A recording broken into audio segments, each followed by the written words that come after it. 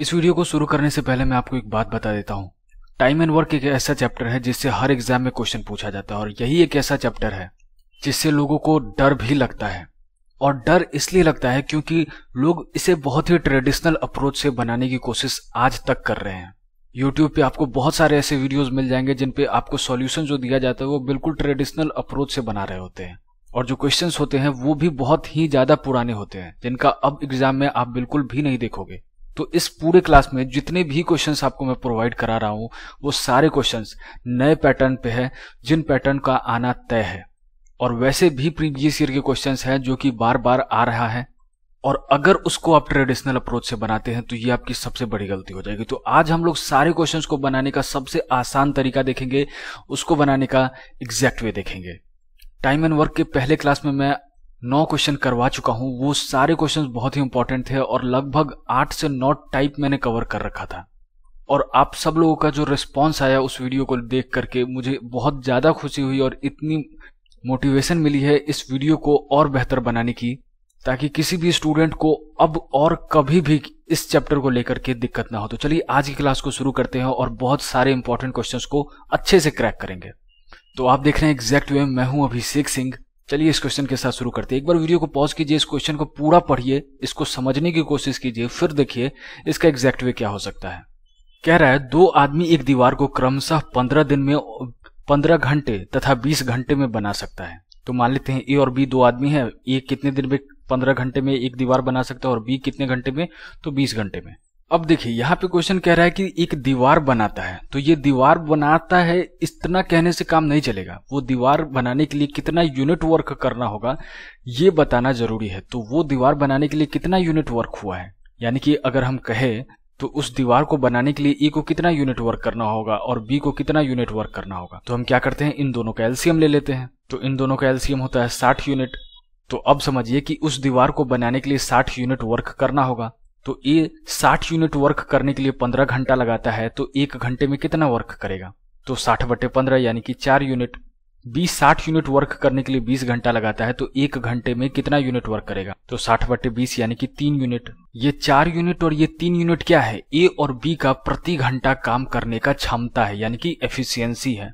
तो अगर बोला जाए ए और बी दोनों साथ मिलकर के अगर काम करते हैं तो 1 घंटे में दोनों साथ मिलकर के कितना काम कर लेंगे, तो ये 4 यूनिट प्लस 3 यूनिट, तो ये कितना हो जाएगा 7 यूनिट प्रति घंटा। मतलब अगर दोनों मिलकर के काम करे, ए और बी दोनों साथ में काम करे, तो प्रति घंटा 7 यूनिट काम वो अपने क्षमता के हिसाब से कर लेते। लेकिन क्वेश्चन क्या कह रहा है, लेकिन जब वो दोनों साथ काम करते हैं तो 280 ईंट प्रति घंटा कम लगाते हैं और दीवार को 12 घंटे में बना देते हैं। तो अकॉर्डिंग टू क्वेश्चन अगर ए प्लस बी साथ काम करते तो वो 7 यूनिट जो उनका क्षमता है उससे कुछ कम काम कर रहे होंगे, तभी वो 280 ईंट कम लगाते हैं और इस तरीके से वो 12 घंटे में पूरा काम समाप्त कर देते हैं। तो काम है कितना, तो 60 यूनिट ईंट लगाने का काम है। तो 60 यूनिट ईंट लगाने का काम कितने देर में कर रहे हैं, 12 घंटे में। तो प्रति घंटे वो कितना यूनिट ईंट लगा रहे होंगे, तो 60/12 कितना होता है 5 यूनिट, यानी कि ए प्लस बी साथ मिल करके 5 यूनिट प्रति घंटे काम कर रहे हैं, 5 यूनिट ईंट लगा रहे हैं प्रति घंटे। एक एक चीज बहुत ही प्यार से समझा रहा हूं, वरना ये सारी चीजें देखना और झटझट बनाते जाना है। तो देखिए जो उन दोनों की क्षमता थी वो कितनी थी, तो 7 यूनिट काम करने की, लेकिन बदमाशी करके वो कितना यूनिट काम कर रहे हैं दोनों साथ मिलकर के, सिर्फ 5 यूनिट। तो कितना यूनिट कम काम कर रहे हैं, तो -2 यूनिट पर आवर, यानी कि 2 यूनिट ईंट प्रति घंटा कम लगा रहे हैं। और इसका वैल्यू कितना दे रखा है 280 ईंट। तो 2 यूनिट का वैल्यू 280, तो 1 यूनिट का वैल्यू कितना हो गया 280/2 यानी कि 140। तो पूरा दीवार बनाने में कितना ईंट लगा होगा, तो 1 यूनिट के वैल्यू से हम मल्टीप्लाई कर देंगे 60 यूनिट को, तो 60 × 140, तो ये आपको वैल्यू देगा 8400। तो ये डी आंसर है। सेम इसी तरीके का क्वेश्चन है, अगर आप समझ गए तो खुद से बनाइए, खुद से ट्राई कीजिए, कॉपी पेन लेके बैठा कीजिए।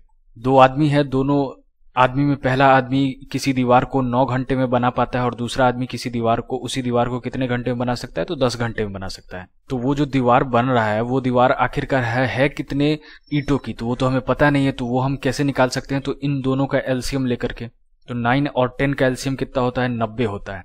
तो 90 यूनिट ईंट उस पूरे दीवार में लगना है। ये इस 90 यूनिट ईंट को लगाने में 9 घंटे लगाता है, तो 1 घंटे में कितना लगाएगा, तो 10 यूनिट ईंट लगाएगा। बी 90 यूनिट ईंट को लगाने में 10 घंटा लगाता है तो 1 घंटे में 9 यूनिट ईंट लगाएगा। तो अगर ए और बी साथ काम कर रहे होते तो प्रति घंटा वो कितना काम कर लेते, तो इन दोनों की एफिशिएंसी को जोड़ देंगे तो 10 + 9 यानी कि 19 यूनिट ईंट लगा रहे होते प्रति घंटा। लेकिन क्या क्वेश्चन बोल रहा है कि वो एग्जैक्टली उतना ही काम कर रहे हैं जितनी उनकी क्षमता है, तो ऐसा नहीं है।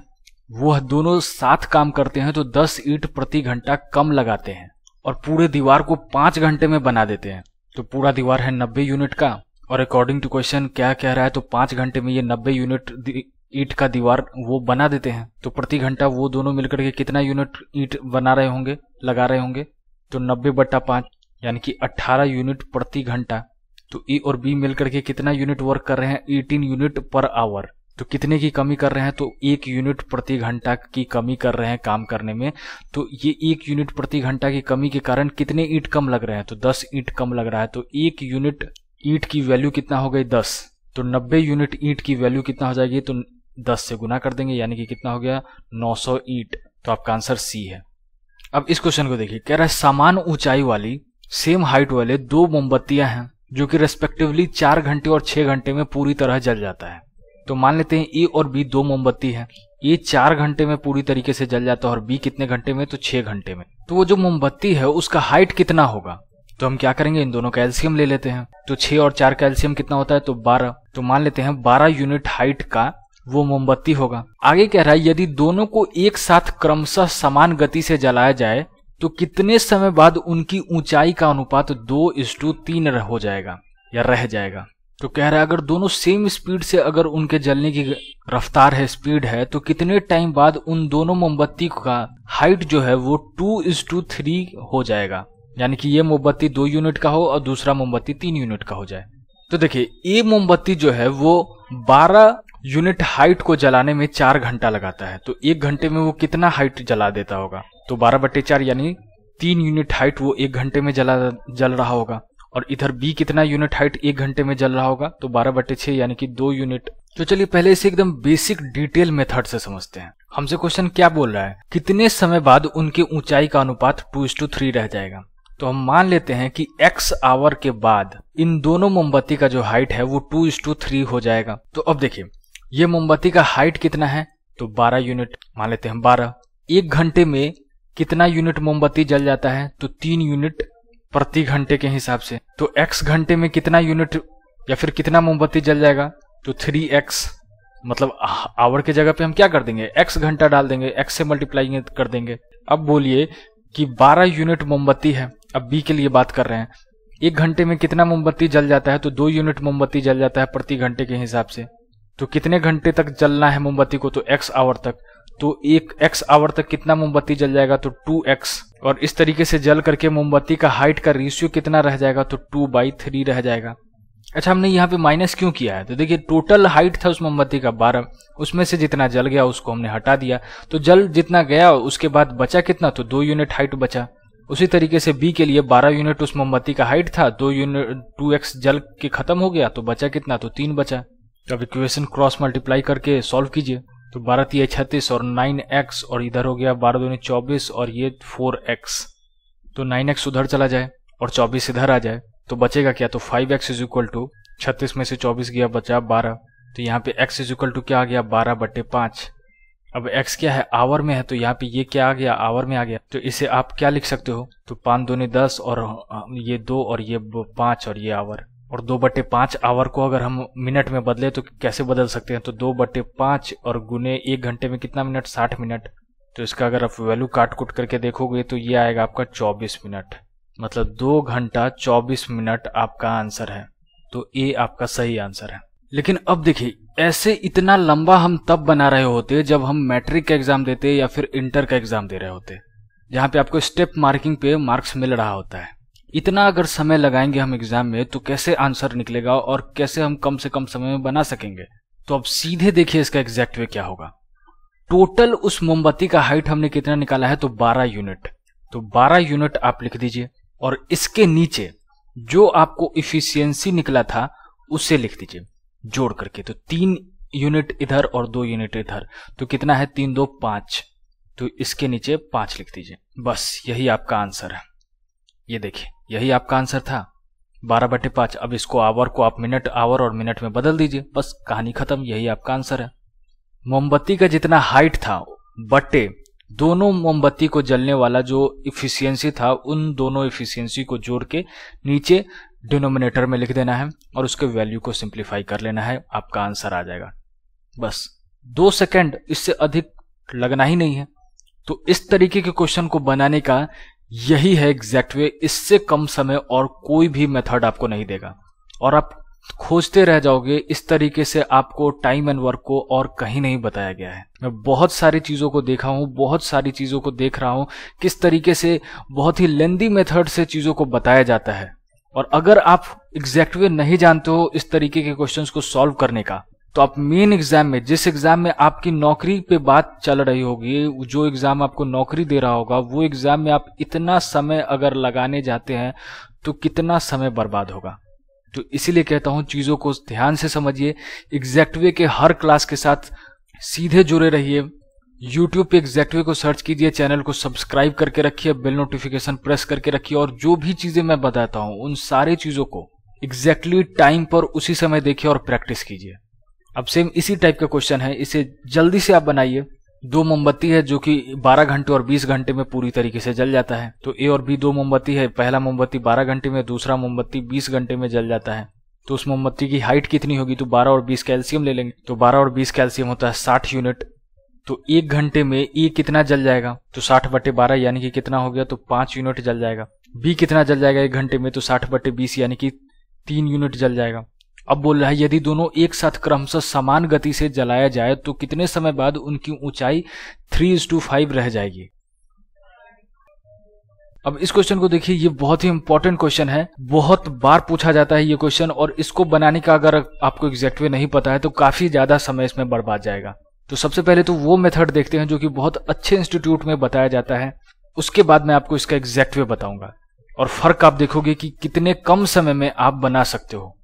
3 आदमी ABC किसी काम को क्रमशः 10, 12 और 15 दिन में पूरा कर सकते हैं। तो निम्न का उत्तर दे, फॉलोइंग क्वेश्चंस का आंसर आपको देना है। तो सबसे पहले A, B और C 3 आदमी, A 10 दिन में काम कर रहा है, B 12 दिन में और C 15 दिन में। तो ये काम आखिरकार है कितना, तो ये तीनों का एलसीएम लेंगे तो ये आएगा आपको 60। देखिए एलसीएम लेना, मैं आपको फिर से आपको इसका सिंपल सा ट्रिक बता देता हूं।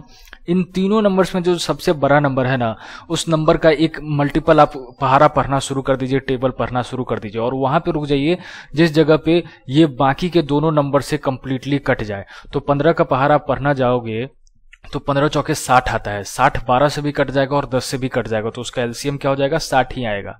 तो अब देखिए 60 यूनिट टोटल वर्क है, तो ये एक दिन में कितना यूनिट वर्क कर लेगा, तो 60/10 यानी कि 6 यूनिट। बी कितना कर लेगा, तो 60/12, 12 पंचे 60। सी कितना कर लेगा, तो 15 चौके 60, 4 यूनिट। अब देखिए क्वेश्चन क्या कह रहा है, ए, बी और सी यदि तीनों एक साथ काम शुरू करते हैं तथा 2 दिन बाद एक काम छोड़ के चल जाता है और उसके अगले 2 दिन बाद सी काम छोड़ करके चल जाता है, तो ए, बी और सी पहले काम कर रहे होंगे और ये दोनों कितने दिन काम कर रहे हैं, मतलब ये तीनों कितने दिन काम कर रहे हैं, दोनों नहीं, तीनों कितने दिन काम कर रहे हैं, तो 2 दिन तक काम कर रहे हैं। उसके बाद कौन चला जाता है, तो ए चला जाता है काम छोड़ करके, तो बचता कौन है, तो सिर्फ बी और सी। और बी और सी कितने दिन तक काम करते हैं, 2 दिन तक, और 2 दिन के बाद कौन फिर चला जाता है, सी चला जाता है। तो अब कौन बचता होगा, तो बी बचता होगा सिर्फ। तो बी कितने दिन तक काम किया होगा वो हमें नहीं बताया गया है। तो देखिए ए, बी और सी जब इकट्ठे काम कर रहे होते हैं तो कि एक दिन में कितना काम कर लेते हैं, तो 6 unit plus 5 unit plus 4 unit कितना हो गया, 6 5 11 प्लस 4 15। तो 2 दिन में एक दिन में अगर 15 यूनिट तो 2 दिन में कितना यूनिट, 30 यूनिट वर्क कर लेते हैं। उसी तरीके से बी प्लस सी अगर साथ काम कर रहे होंगे तो एक दिन में कितना काम कर लेते हैं, तो बी 5 यूनिट और सी 4 यूनिट यानी कि 9 यूनिट। तो 2 दिन में कितना, 9 दूनी 18 यूनिट। तो अब देखिए यहाँ अभी तक इन 4 दिनों में कितना काम हो गया, तो 30 यूनिट प्लस 18 यूनिट कितना होता है, 48 यूनिट। टोटल काम कितना था, 60 यूनिट। तो काम बचा कितना, तो 12 यूनिट काम बच गया। अब ये 12 यूनिट काम किसके लिए बच गया, जो अंतिम में लास्ट मेंबर बचा हुआ है उसके लिए बच गया। तो ये 12 यूनिट काम कौन करेगा, तो बी करेगा। कितने दिनों में करेगा, तो उसका एक दिन में वो कितना काम कर लेता है बी, तो 5 यूनिट कर लेता है। तो 12 यूनिट को करने में उससे कितना दिन लगेगा, तो 12/5 दिन, यानी कि इसका वैल्यू आपको कितना आएगा, 2 होल 2/5 दिन। तो पूरा काम कितने समय तक चला होगा अगर आपसे पूछा जाए तो आप क्या बताओगे? तो ये 2 दिन प्लस ये 2 दिन प्लस ये 2 होल 2/5 दिन, तो ये 2 2 4 2 6, 6 होल 2/5 डेज। यहाँ पे कुछ इस तरीके से आपका आंसर है 6 होल 2/5 डेज, तो बी आंसर सही है। अब ये तो बहुत लंबा मेथड है, हालांकि ये भी मेथड बहुत ही अच्छा मेथड है और आज तक सब लोग इसी मेथड को यूज कर रहे हैं, पर इसका भी आसान मेथड क्या हो सकता है? तो वो एग्जैक्ट वे होगा। देखिए टोटल वर्क कितना है? तो 60। अब क्वेश्चन में बोल रहा है कि सबसे पहले कौन काम छोड़ करके गया? तो ए काम छोड़ करके गया। कितने दिन बाद काम छोड़ करके चला गया? तो 2 दिन बाद काम छोड़ करके चला गया। तो 2 दिन तक ए ने कितना काम किया होगा, यानी कि ए ने अपने हिस्से का कितना काम कर लिया होगा? तो ए 1 दिन में 6 यूनिट वर्क करता है, तो 2 दिन में कितना यूनिट वर्क कर रहा होगा? 12 यूनिट वर्क कर रहा होगा। तो ये 12 यूनिट वर्क करके ए अपना निपट गया, ए चला गया। अब ए के जाने के बाद कोई और जाता है क्या? तो आप देख रहे हो कि सी भी चला जाता है। तो सी कितने दिन बाद जाता है? तो बोल रहा है ए के जाने के 2 दिन बाद सी भी चला जाता है। तो ए तो काम शुरू होने के 2 दिन बाद जाता है, तो सी ए के 2 दिन बाद जाता है, मतलब ए का 2 दिन प्लस ए के बाद का 2 दिन, यानी कि ए सी कितने दिन बाद गया होगा? 4 दिन बाद गया होगा, काम शुरू होने के 4 दिन बाद। तो सी 4 दिन तक काम जरूर किया होगा। तो सी 4 दिन तक कितना काम कर लिया? तो 1 दिन में सी 4 यूनिट वर्क कर रहा है, तो 4 दिन में कितना? 4 गुने 4, यानी कि 16 यूनिट वर्क किया होगा सी और निकल गया होगा। अब सी के बाद कोई गया है? कोई नहीं गया है। तो अंत में बचा कौन? बी बचा। तो बी के लिए कितना काम होगा?